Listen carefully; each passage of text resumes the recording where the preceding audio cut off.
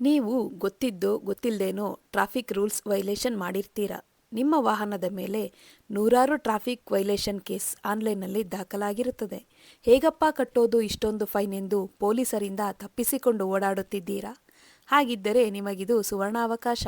ಕರ್ನಾಟಕ ಸರ್ಕಾರ ಕರ್ನಾಟಕ ರಾಜ್ಯದಲ್ಲಿ ಪೊಲೀಸ್ ಇಲಾಖೆಯವರು ಸಂಚಾರ ಇ-ಚಲನ್ ಮೂಲಕ ವಿಧಿಸಿದ ದಂಡದ ಮೊತ್ತದಲ್ಲಿ 50% ರಿಯಾಯಿತಿ ನೀಡುತ್ತಿದ್ದಾರೆ.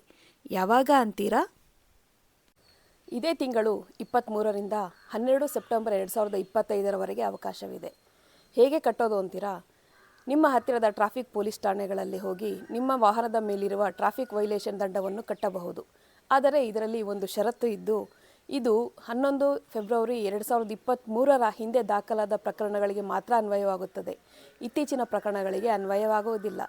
ಇನ್ನೇಕೆ ತಡ?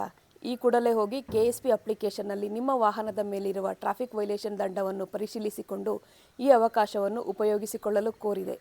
ಜೈ ಹಿಂದ್.